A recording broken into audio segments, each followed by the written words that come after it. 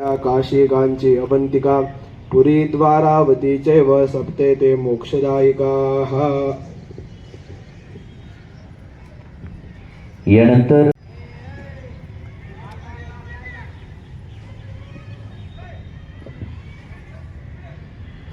आगाह अपनी मौत से कोई बशर नहीं, सामान 100 बरस का है पल की खबर नहीं। मौत ये ऐसा लफ्ज़ है कि इसका नाम सुनते ही हर इंसान का रोंगटा खड़ा हो जाता है। मौत सबको आनी है, लेकिन जब मौत आती है और वो अच्छा इंसान जो हमारे और आपके दरमियान से चला जाता है तो उसका बहुत अफसोस होता है। और आज हम और आप यहाँ पर जमा हुए हैं उप मुख्यमंत्री अजित दादा पवार की ताज़ियत के लिए। वो ऐसी ज़ात थी कि उसने बारामती को ज़मीन से आसमान पर पहुंचा दिया, और उनके जाने के बाद आज हमें ये एहसास है कि हमने कोई आम आदमी नहीं बल्कि कोहे नूर खो दिया है। और हमें इसका भी एहसास है कि उस ज़ात ने हर धर्म का सम्मान किया और हर धर्म के लोगों को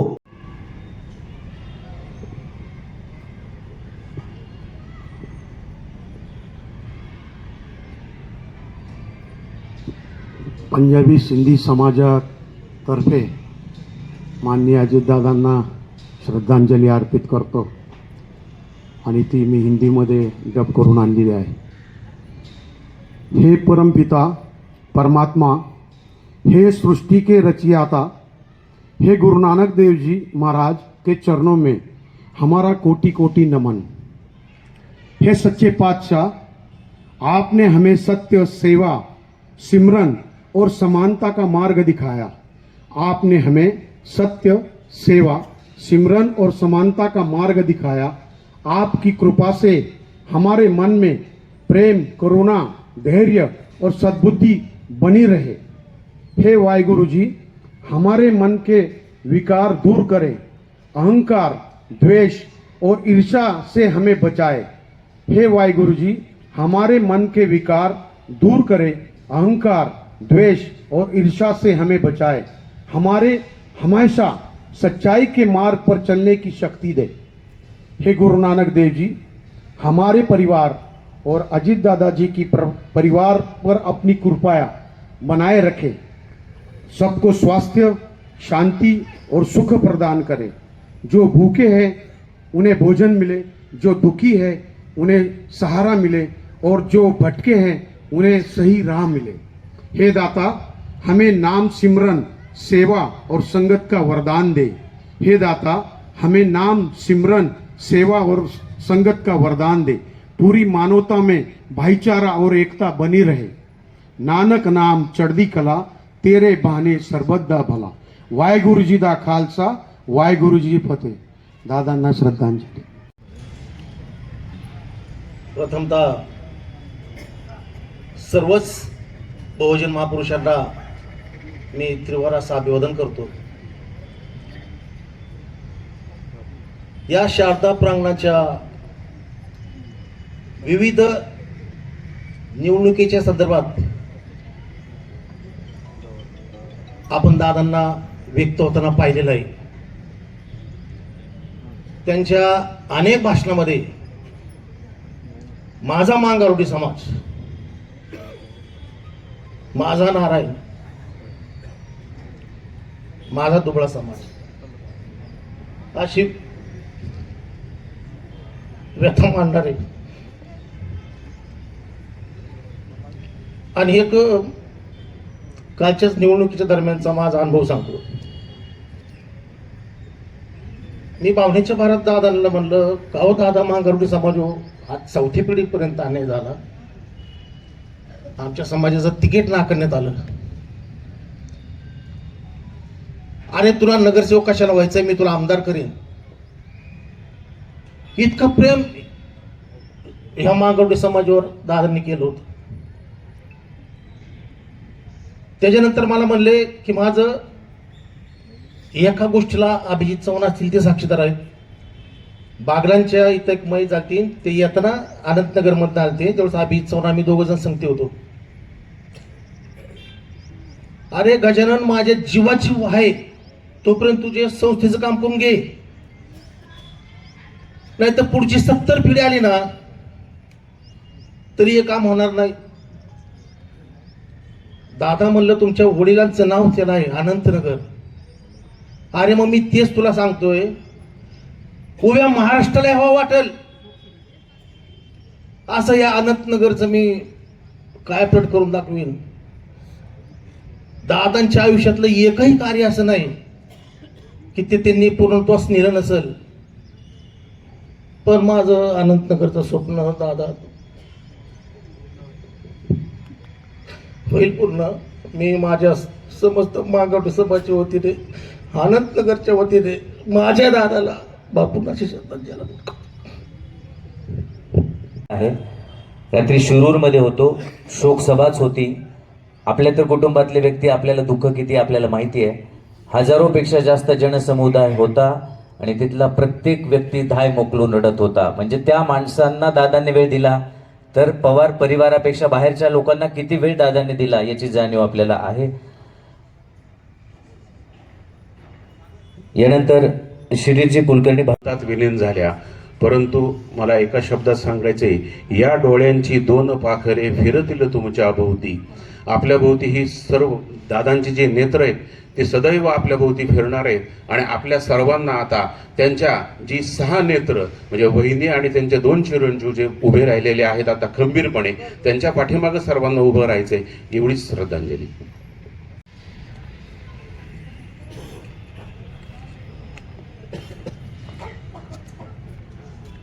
चंदनासारखे झिजून तुम्ही, चंदनासारखे झिजून तुम्ही, मिळवून दिला महामान. तुमच्या कार्याला, तुमच्या स्मृतीला आमचा शतशः प्रणाम, शतशः प्रणाम. काळाने असा घाला केला, काळाने असा घाला केला, आमचा नाद घेऊन गेला. काळाने असा घाला केला, आमचा नाद घेऊन गेला. पोरके केले हे जन, पोरके केले हे जन, शोक सागरी बुडाले मन, शोक सागरी बुडाले मन. दादांच्या आठवणी खूप आहेत. ज्यावेळी मी विद्यार्थी होतो, 17वीला विद्यार्थी होतो, त्यावेळेस मी या बारामती शहरामध्ये अपक्ष नगरसेवक म्हणून निवडून आलेला आहे. ज्यावेळेस 2002ला या बारामती शहरामध्ये 7 अपक्ष नगरसेवक आले, त्यामध्ये मी एक नगरसेवक होतो. त्यानंतरच्या काळामध्ये दादांचं काम पाहून दादांवरती प्रेम करणारा मी पहिल्यापासून कार्यकर्ता आहे. परंतु काही कारणाने मला ते तिकीट देऊ शकले नाही म्हणून मी अपक्ष निवडून आलो. परंतु माझ्या बरोबर जे बाकीचे निवडून आले होते ते सगळे भाजपमध्ये गेले. परंतु फक्त दादांच्या कामाचा झपाटा पाहून, दादावरील प्रेम पाहून मी या ठिकाणी राष्ट्रवादी प्रवेश त्या ठिकाणी लगेच केला होता. 2004च्या लोकसभा मतदार ज्यावेळेस होती साहेबांची, त्यावेळेस मी मिशन ग्राउंडमध्ये शेवटची सभा होती. त्यावेळेस दादांच्या साहेबांच्या प्रेमामुळे केवळ या ठिकाणी जरी माझ्या बरोबरचे भाजपमध्ये गेले तरी मी रमेश मोरे या ठिकाणी दादांच्या प्रेमाखातर राष्ट्रवादीमध्ये जाहीर त्यावेळेस प्रवेश केला होता. आणि दादावरचं प्रेमच होतं आमचं. बारामती म्हटली की दादा साहेब, कुठेही महाराष्ट्रामध्ये जाऊ द्या, देशामध्ये जाऊ द्या, पवारांची माणसं, साहेबांची माणसं, दादांची माणसं. आता या ठिकाणी दादांचं आपल्यावरती छत्र त्या ठिकाणी हरपलेलं आहे. ही न भरून येणारी आपली या ठिकाणी आहे. आणि दादांबरोबर त्या ठिकाणी अनेक वेळा प्रसंग आहेत, अनेक आठवणी आहेत. वेळ खूप कमी आहे. इंगळे साहेबांनी सांगितलेला वेळ कमी आहे, 2 मिनिटांमध्ये बोलायचं आहे. या ठिकाणी 2 मिनिटांमध्ये, जीवनातील पोकळी तुमची, जीवनातील पोकळी तुमची कधीच भरून निघणार नाही. काळ किती लोटला जरी, काळ किती लोटला जरी, मन तुम्हा विसरणार नाही, मन तुम्हा विसरणार नाही. भावपूर्ण श्रद्धांजली. भावना व्यक्त. तुम रहे नहीं, जग कहता है तुम रहे नहीं, मन कहता है तुम गए नहीं. जग कहता है तुम रहे नहीं, मन कहता है तुम गए नहीं. जग भी सच्चा, जग भी सच्चा, मन भी सच्चा, आप गए पर मिटे नहीं, आप गए पर मिटे नहीं. आज बारामतीच्या कणाकणात अजितदादा आहेत. आपल्या सगळ्यांच्या मनात, बारामतीच्याच नाही तर महाराष्ट्राच्या कणाकणात अजितदादा आहेत आणि आपल्या सगळ्यांच्या मनामनात अजितदादा आहेत. धन्य त्या रत्न कुक्षीला जिने अशा रत्नाला जन्म दिला. धन्य ते भाऊ बहीण की ज्यांना असा बंधू लाभला. धन्य ते पुत्र ज्यांना असा पिता लाभला. धन्य ते आम्ही पण बारामतीकर, आम्हाला असा नेता लाभला. आणि धन्य ती माऊली, तिचं भाग्याचं कुंकू हे होतं. अशा आपल्या अजितदादांना आपण कधीच विसरू शकणार नाही. मला वाटतं त्यांनी आयुष्यात जे काम केलं, यापुढची 100 वर्ष सुद्धा कोणी असलं काम वयाच्या म्हणजे 100 वर्षात सुद्धा असं काम कोणी करू शकणार नाही. हे भारतातला प्रत्येक, महाराष्ट्रातला, बारामतीतला, त्यांच्या पक्षाचा असो, विरोधातला असतो किंवा त्यांना जो भेटलेला माणूस असो, तो कबूल करतो की असा कामाचा झपाटा पुन्हा होणे नाही. तर अशा आपल्या नेत्याचे आपण पाईक आहोत. तर त्यांची दिलेली शिकवण, त्यांना जे काही आवडायचं, जे काही पटायचं, जे काही रुचायचं ते करायची जबाबदारी आपली बारामतीकरांची आहे. आणि त्यांना श्रद्धांजली की जो आपल्या मनात आहे, जो आपल्या बरोबर आहे. कारण बारामतीतलं तुम्ही पान, झाड, रस्ता, बारामतीतली प्रत्येक इमारत ही त्यांची साक्ष आहे. त्याच्यात त्यांचा कण मन त्याच्यात व्यापलेला आहे. तर अशा व्यक्तीला मी श्रद्धांजली वाहत नाही, फक्त एवढंच म्हणेल की दादा, सदैव तुम्ही आमच्या मनात राहाल, सदैव तुम्ही आमच्या बारामतीत राहाल आणि सदैव तुमचं नाव मोठं करण्याचा प्रयत्न आम्ही सगळे करू. शिरीष दादांनी सांगितलं तसं आपण कार्य करण्याचा प्रयत्न करू. धन्यवाद. बारामतीचा विकास केलेला आहे तो सगळ्यांना माहीत आहे आणि म्हणून मी बारामतीकर म्हणून मला जो अभिमान होता तो अभिमान आहे आणि राहणार आहे. दादांनी असं काम केलेलं आहे की काम ऐसा करो कि पहचान बन जाए, चलो इस कदर कि निशान पड़ जाए. काम तो यहाँ हर कोई करता है, काम तो यहाँ हर कोई करता है. काम ऐसा करो की दादा जैसी मिसाल बन जाए. दादांनी कधीही जातीपातीचं राजकारण केलं नाही आणि म्हणून संपूर्ण बारामतीचा मुस्लिम समाज हा दादांच्या कुटुंबाच्या पाठीशी राहणार आहे. हीच माझी भावपूर्ण श्रद्धांजली. दादांना भेटाय गेले होते. दादांनी मला बोलवून घेतलं, विचारले, सोनाबाई काळे मला मुलं किती आहेत? मी म्हटलं दादा 2 मुली 1 मुलगा आहे. तर मला विचारले मुलींचं कुठं मुलींना दिले? मी म्हटलं 1 कोल्हापूरमध्ये दिलं, 1 सातारमध्ये दिले. दादांनी परत मला विचारलं मुलींचं कसं आहे? तर म्हटलं दादा चांगले. त्यांचं नवरं कसे आहेत? म्हटलं चांगले आहेत दादा. मग मला विचारलं मुलगा काय काम करतो? तर मी म्हटलं ठेकेदारचं हे मसनवाट्यात काम करतो. तर म्हणलं हो का, पगार किती आहे? मी म्हणलं दादा 12,000 की 11,000 रुपये असेल. तर म्हणला इतकं का कमी? तर मी म्हणलं ठेकेदार तर्फे आहे दादा. बरं सोनाबाई काळे मी बघतो ते, असे मला म्हणले. वाचले माझे एवढेच.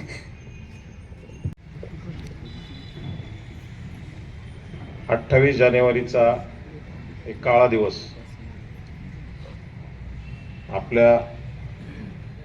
आपल्यामध्ये उगवला आणि काळाचा घाला होऊन आपल्यावर एक मोठा आघात झाला.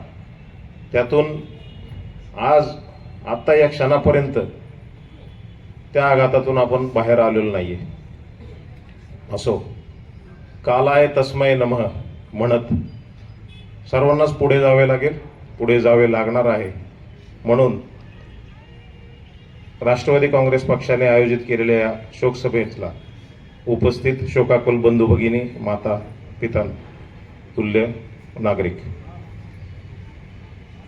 मी बारामती कृषी उत्पन्न बाजार समितीमध्ये काम करणारा एक सर्वसामान्य व्यापारी आज या प्रसंगी दादांच्या अशा शोकसभेला उपस्थित राहतोय किंवा आपण सर्व उपस्थित आहात याचं दुःख शब्दातून व्यक्त करणं सहसा सगळ्यांनाच कोणालाच शक्य नाहीये. तसेच शब्दातून ते दुःख व्यक्त व्हावं इतकं ते व्यक्त होणारं दुःख पण नाहीये. त्यामुळं आपणा सर्वांच्या वतीने मी भावपूर्ण अशी श्रद्धांजली वाहतो. तसेच फक्त 4 गोष्टी दादांबद्दल बोलू इच्छितो. 1983 साली सक्रिय राजकारणात दादांनी प्रवेश केल्यानंतर पुढच्या पण त्यांची भावनगरची संचालक पदाची कार्यकाळ सांभाळल्यानंतर त्यांनी विधानसभा, लोकसभा, विधानसभा या पदांवर काम केले. असे असताना कृषी उत्पन्न बाजार समितीच्या वार्षिक सभेला दादा यायचे आणि दादा तेथे संस्थेचा आढावा घ्यायचे. दादांनी सक्रिय राजकारणात पाऊल ठेवल्यानंतर ज्या काही संस्थांचा विकास केला, ज्या काही बारामतीचा विकास केला, त्यामध्ये कृषी उत्पन्न बाजार समितीसारख्या एका संस्थेचं त्यांनी इतकं रूपांतर केलंय, त्यांच्या कार्याचा इतका मोठा ठसा उमटवलाय. 2 शब्दात सांगतो. आपली बारामतीची कृषी उत्पन्न बाजार समिती ज्या जागेत आत्ता कार्यरत आहे, इंदापूरच्या जागेत, इंदापूर रोडच्या, ती जागा कमी पडत असल्यामुळे जवळची 40 एकर जागा कृषी उत्पन्न बाजार समितीला दादांनी उपलब्ध करून दिली. त्याचबरोबर आता नवीन 18 एकर जागा झारगडवाडीच्या गायरानाची उपलब्ध करून दिलेली आहे. तसेच नवीन 24 एकर जागा सुप्याच्या उपबाजारला उपलब्ध करून दिलेली आहे. बाजार समितीची आणि व्यापाऱ्यांची, शेतकऱ्यांची असणारी काळजी, 2 पैसे शेतकऱ्याला कसे जास्त मिळतील याच्या देत असलेल्या नेहमी सूचना, त्याच्यामुळे आपल्या शेतकऱ्यांचा झालेला फायदा हे दादांचं खरं कार्य आहे. आणि आपली बाजार समिती नुसतं जागा मोठी किंवा जागा उपलब्ध करून देऊन मोठी झालेली नाही, तर त्यामध्ये दादांनी वेळोवेळी दिलेल्या सूचना, केलेली व्यापाऱ्यांची, शेतकऱ्यांची कामं, यामुळे जी काही महाराष्ट्रातल्या 291 बाजार समित्यांमध्ये आपली बारामतीची बाजार समिती क्रमांक 1 ला लासलगावच्या बाजार समिती बरोबर आज क्रमांक 1 अर्ध्याने शेअर करते. एवढी दादांची कार्याची ओळख देतो आणि माझी श्रद्धांजली अर्पण करतो. धन्यवाद. व्यर्थ असा दादांचा स्वभाव होता. दादा क्रिया केल्याशिवाय कधी बोलत नव्हते. अशा या अजितदादांना मी व माझ्या टाटिया परिवारातर्फे श्रद्धांजली वाहतो. आपल्या बारामतीचा जो काही कायापालट केलेला आहे, ज्या काही वास्तू उभ्या केलेल्या आहेत, जी विकास कामं केलेली आहेत, रस्ते यांचं जे डेव्हलपमेंट झालेलं आहे, ते सर्व आपण बारामतीकरांनीच त्यांची काळजी घ्यायची आहे. प्रत्येक स्वच्छ कसे राहील बारामती, आणि आपण सर्वांनी सुनेत्रा वहिनी असतील, पारदादा असतील, जयदादा असतील, सर्व पवार कुटुंबियांच्या मागे सर्व बारामतीकरांनी उभे राहायचं आहे. हीच श्रद्धांजली आपण त्यांना अर्पण करतो. बारामती शहर ओबीसी सेलच्या वतीने मी दादांना श्रद्धा.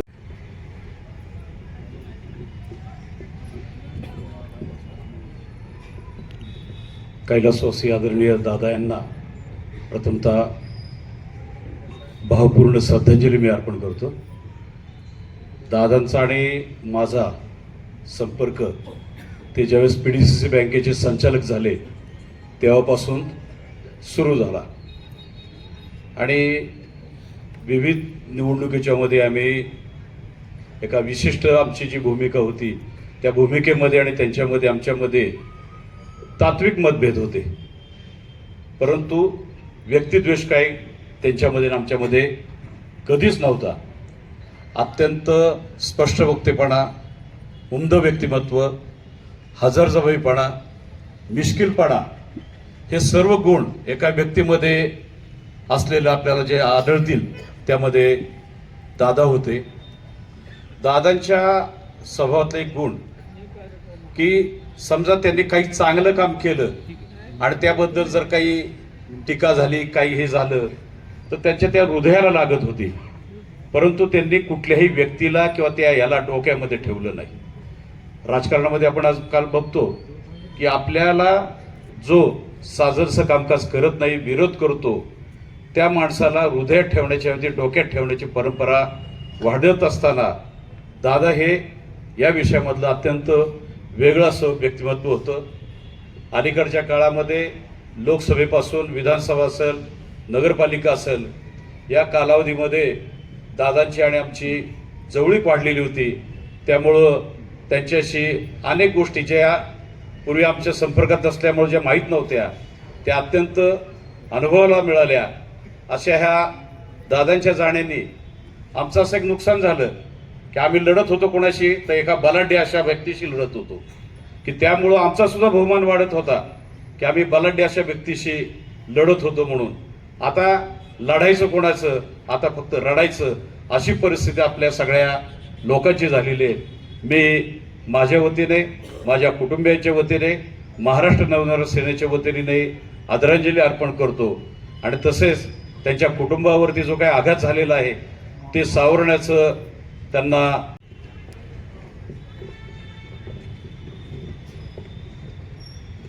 महाराष्ट्राचे उपमुख्यमंत्री स्वर्गीय श्री अजितदादा पवार असे सर्व गुणसंपन्न अष्टपैलू व्यक्तिमत्व पुन्हा होणे नाही. दादा हे सुपर कॉम्प्युटरपेक्षाही जास्त वेगवान व मेमरी असणारे होते. माननीय श्री अजितदादा पवार यांना श्री जैन श्वेतांबर मूर्तिपूजक संघ बारामती यांच्या अध्यक्ष या नात्याने मी मनोज मिश्रीला मोठा भावपूर्ण श्रद्धांजली अर्पण करतो. वाटले नव्हते कोणालाही असे अघटित घडून जाईल. चालता बोलता देव तुम्हास नेईन. माणुसकी लेह याची ज्यावेळी चर्चा होईल त्यावेळी सर्वात पहिली आठवण तुमची येईल.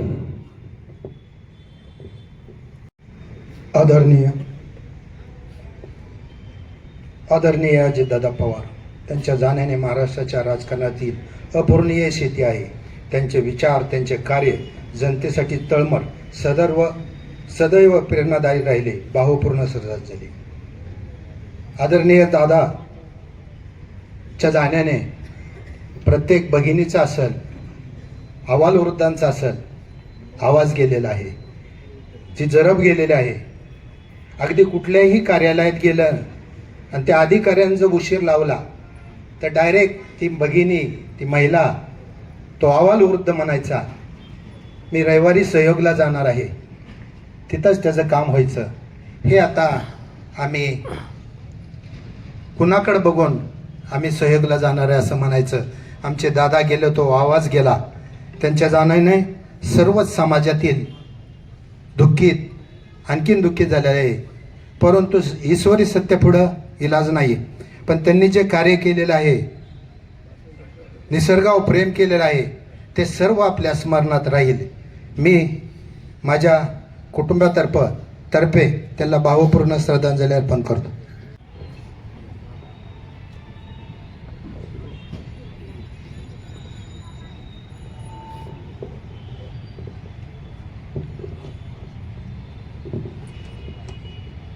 अगदी थोडक्यात आपल्या भावना व्यक्त करायच्या.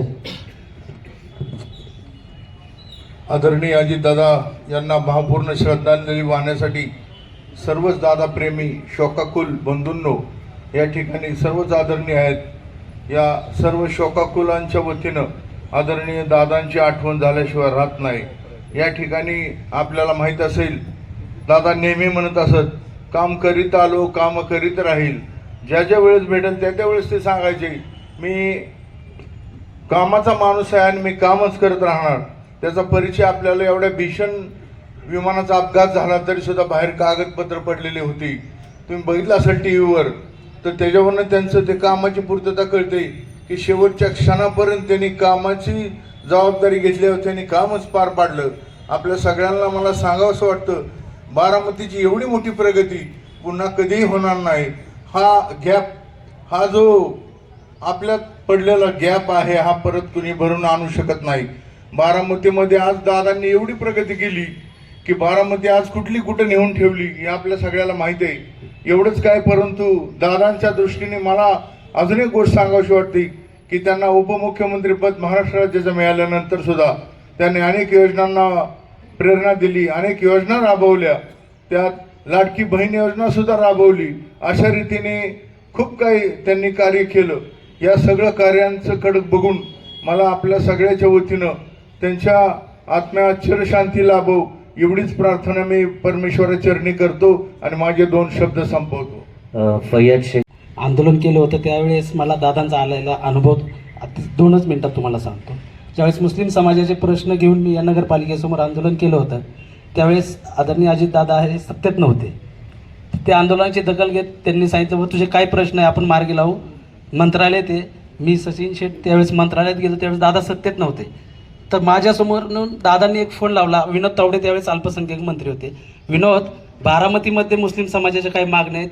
त्यांनी असा घंटानाद आंदोलन केला की ते साहेबांनी दिल्लीत ऐकलं आणि साहेब म्हणतात मला तुला त्यांची कामं जमत नसेल तर मी बारामतीत येतो.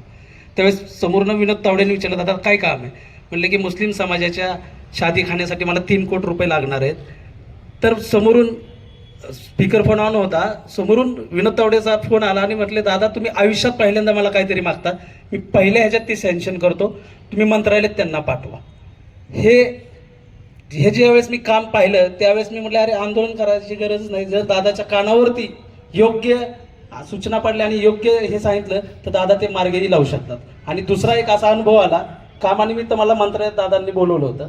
त्यावेळेस कॅबिनेटची त्यांची मीटिंग होती आणि अनेक खूप मोठमोठे महाराष्ट्रातले मंत्री वगैरे तिथं बसलेले होते.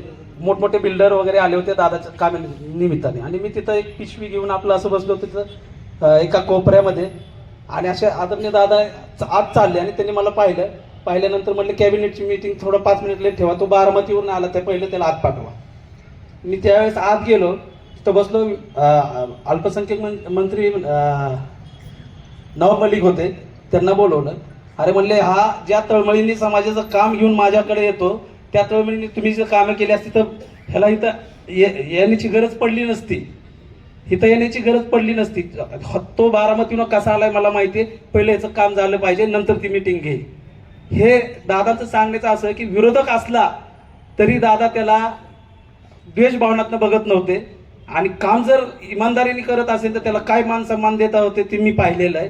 आणि पुन्हा एकदा मी माझ्या ऑल इंडिया मजलिस इत्तेहादुल मुस्लिमीन पार्टीच्या वतीने आणि भैया शेख माझ्या परिवाराच्या वतीने मी दादांना भावपूर्वक श्रद्धांजली अर्पित करतो. आणि तमाम इथं बसलेल्या पक्षाच्या पदाधिकाऱ्यांना आणि तुम्हाला विनंती करतो की येणाऱ्या पिढीला दादा कळावं म्हणून बारामतीमध्ये दादांचं भव्य स्मारक असावं आणि दादांनी भूषवलेली पदं आणि दादांनी केलेल्या कामाचं तिथं पूर्ण हे लेखी स्वरूपात असावं म्हणजे येणाऱ्या पिढीला दादा कळतील आणि दादासारखा पुन्हा राजकारणी होईल असं मला वाटत नाही. यानंतर शोकाकुल बंधू आणि भगिनींनो, आज या ठिकाणी अशा पद्धतीनं शारदा प्रांगणवर आदरणीय दादांना श्रद्धांजली वाहण्याची अशी काही शोकसभा होऊ शकते हे मनाला बिलकुल पटत नाही, रुचत नाही. आज या ठिकाणी असं वाटतंय की कोणता तरी एक सामाजिक कार्यक्रम ठेवलेला आहे आणि दादांचं थोड्याच वेळात इथं आगमन होणार आहे आणि तत्पूर्वीची ही भाषणं चालली आहेत आणि असं वाटतं की दादा भर चालत येतील आणि माझ्या हातातून माईक हिसकावून घेतील आणि तुम्हा सर्वांना संबोधित करायला सुरुवात करतील. खूप मोठं डोंगरा एवढं दुःख आज नियतीने आपल्या तमाम बारामतीकरांना दिलेलं आहे आणि म्हणून आज मी या ठिकाणी शिवसेना एकनाथजी शिंदे साहेबांच्या वतीनं, अखिल तांदोळी तरुण मंडळाच्या वतीनं, वीरशिवलिंगायत समाजाच्या वतीनं, प्रजापिता ब्रह्माकुमारी ईश्वरीय विश्वविद्यालयाच्या वतीनं तुमच्या आमच्या आदरणीय दादांना भावपूर्ण अशी श्रद्धांजली या ठिकाणी अर्पित करतो.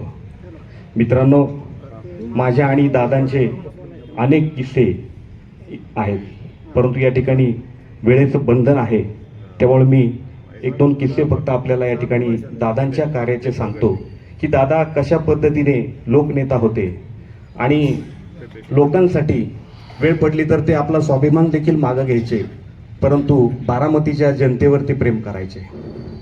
या ठिकाणी मी ज्यावेळेला अखिल तांदोळी तरुण मंडळाचा सचिव म्हणून काम करत होतो आणि त्यावेळेला आमचे आता शहराध्यक्ष झालेत किरण इंगळे, ते आमच्या मंडळाचे अध्यक्ष होते आणि त्यावेळेला आम्ही या ठिकाणी शारदा प्रांगणमध्ये श्रीमंत आबा गणपती फेस्टिवलचं आयोजन करायचं पहिल्यांदाच ठरवलं होतं आणि त्या ठिकाणी आम्ही आदरणीय अजितदादांना निमंत्रण दिलं होतं.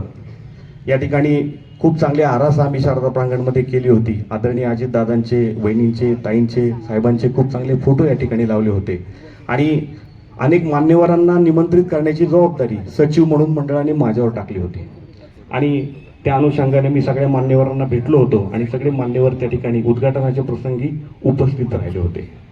आपल्या सर्वांना माहिती आहे, अजितदादा देखील गणपतीच्या उत्सवासाठी पहिल्या दिवशी दुसऱ्या दिवशी बारामतीमध्ये येतात.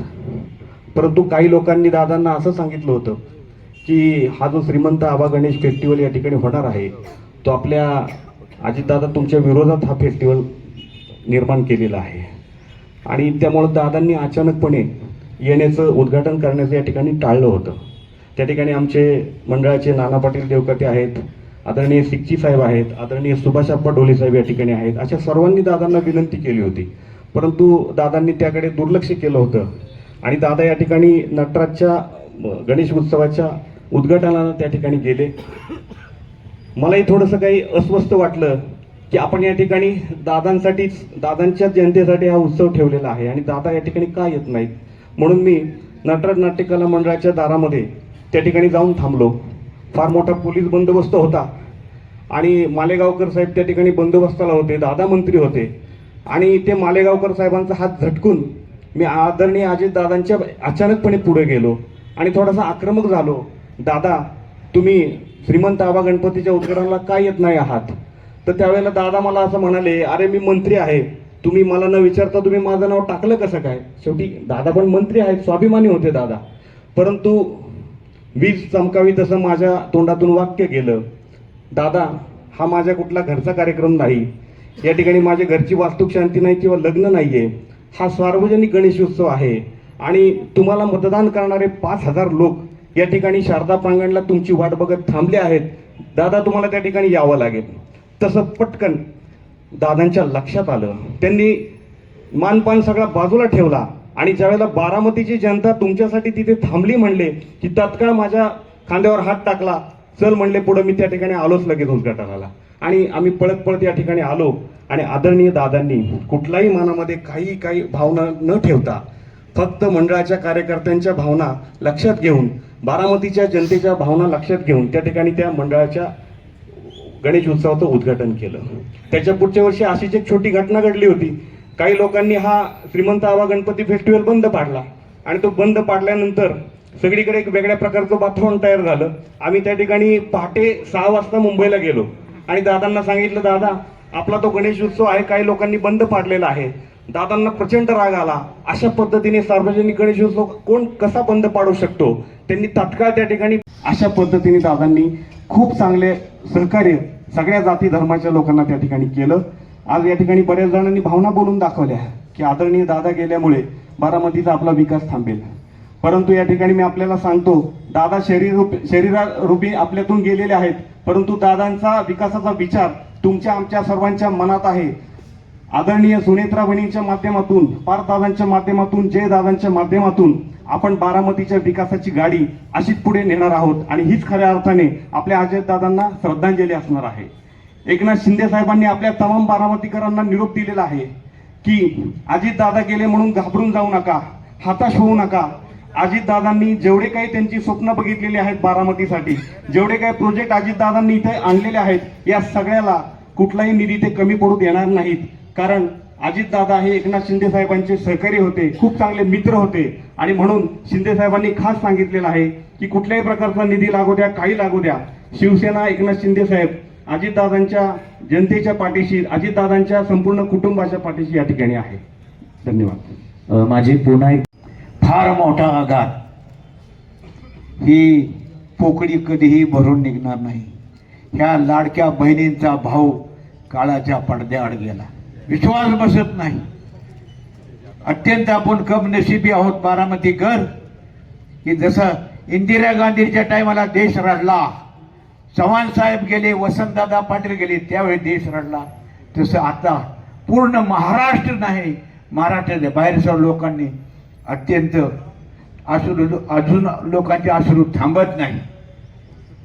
अरे महान नेता, त्यांनी जे उभं केलंय ते आपल्याला सांभाळायचं आहे. फॉर्म भरायचा शेवटचा दिवस होता, सोहयगला गेलो, दादांची वाट बघत होतो. दादांची अचानक 10-15 मिनिटांनी गाडी आली, कागद माझ्या हातात होती, आम्ही उभा राहिलो, नमस्कार केला. म्हणले पोपटराव, शिवसाहेब, तुम्ही, मी आपण बसून तुमचा प्रश्न सोडू. तुमच्यावर खरोखर अन्याय झालेला आहे. ते आमचं दादांचं शेवटचं बोलणं आणि नारळ फोडताना शेवटची सभा ऐकली. कसबे ते काय NCP कार्यालय उभं केलं, जे शोरूम उभं केलं, माझ्या शाळेला जी 3 एकर जमीन उभी केली, ते दादाच्या आणि माझ्या जीवाला माहिती. आमच्या माळेगाव कारखान्याचे चेअरमन माझा भाऊ इथे बसलेला आहे. माळेगाव कारखान्यासाठी काय नाही केलं. सोमेश्वरला तर ते बिचारे दोन्ही चेअरमन रडत होते, बोलायच शब्द नाही. असा महान काम करणारा माणूस काळाच्या पडद्याआड गेला, हे फार मोठं दुःख आहे. अतिशय दादाने जेवढं काय उभं केलंय ना, ते आपण सांभाळायचे. दादाने लावलेली झाडं ती सुद्धा आपण सांभाळायची आहेत. आणि आपण बरं का की खरोखर जबाबदारीने काम करा. वहिनी आणि त्यांच्या त्या दोन्ही मुलांना त्यांच्या पाठीशी उभा राहून आपण त्यांना मदत केली पाहिजे, त्यांना धीर दिला पाहिजे. कार्यक्रम संपल्यावर 3 मिनिस्टर कसबे चालते. एक शंभूराजे पाटणकर, राधाकृष्ण विखे पाटील ते माझ्या मित्राचे भाऊ होते आणि एक खासदार होते. तर मी पाटणकर साहेबांना नमस्कार केला. म्हणलं भाऊ, मी ढवाण पाटील येथील शेतकरी आहे. तुमचा जो शरद नावाचा चुलता आहे तो ना आम्ही एकत्र सैनिक स्कूलला शिकलो. असं बोलणं झाल्यावर त्या पाटणकर साहेबांनी आपले जे तुमचे शंभूराज देसाईंनी सांगितलं की अजितदादा वित्तमंत्री होते त्यावेळी सैनिक स्कूल सातारा येथील मी एक्स स्टुडंट आहे. त्या शाळेला एकदा 50 कोट, एकदा 150 कोट आणि एकदा 300 कोट असे मिळवून दिले ना आपल्या शाळेचं भरघोस मदत करून शाळा आपली मोठी केली. या शोकसभेत आमच्या ढवाण पाटील परिवार, श्री काशी विश्वेश्वर तरुण मंडळ, आमचं दुहा सातो माध्यमिक विद्यालय आणि आमच्या माळेगाव कारखाना, कारण ते आमच्या कारखान्याचे चेअरमन होते. अतिशय वाईट अवस्था. धन्यवाद. यानंतर तैनूर